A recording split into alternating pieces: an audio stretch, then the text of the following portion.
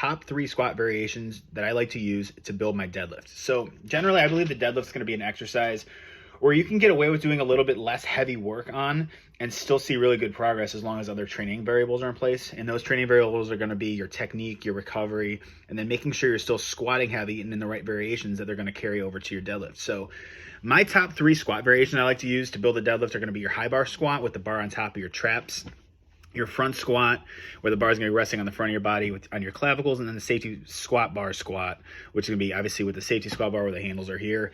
The bar also has the weight slightly out in front of you, so it tries to tip you forward, which is awesome. It makes it very challenging. Those are all my favorite variations, and why? All 3 place a great demand on the torso, forcing us to get more stable, create a stable torso. All 3 place great demand on our core, lower back, because of the high bar positions. There's going to be some axial loading on the lower back, on the spine.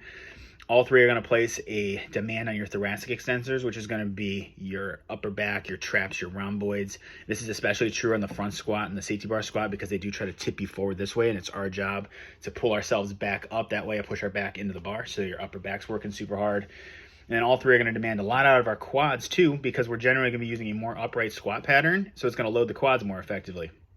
You could also throw Zercher squats on this list, zombie squats. But I left them off because they take a little bit more skill to execute than the ones I listed. That's a simple reason why. Now, all these factors that I talk about in these squat variations carry over extremely well to a stronger deadlift. The deadlift requires us to use our torso to maintain a good torso position. We don't want to be getting pulled forward, our shoulders over the front of the bar. We get into thoracic extension. As we get closer to lockout, we get our torso pulled up against the bar. That's going to be the responsibility of our upper back to be able to pull up against it this way, and then drive the bar off the ground, of course, using our quads. So all these factors in these are trained very effectively in these squat variations I listed. What I generally recommend is going to be using some combination of these variations, sometimes all 3 in a training block, and then alternating that with your deadlifts. I would alternate your deadlifts heavy every other week, between like a heavy top set 1 week on a given deadlift variation, and then some sort of lighter percentage technique style work that still allows you to accumulate some work capacity, like an 8x1, 5x3, those kind of things. It's in the 75 to 85% range. I did go ahead and list a little sample 3-week training structure below that you can check out, ask any questions you'd like, use it for yourself. But those are the 3 squat variations I highly recommend you use to try and build your deadlift.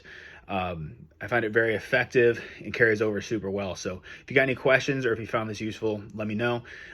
Please bookmark it, save it, share it out for me. I really appreciate you guys. Later.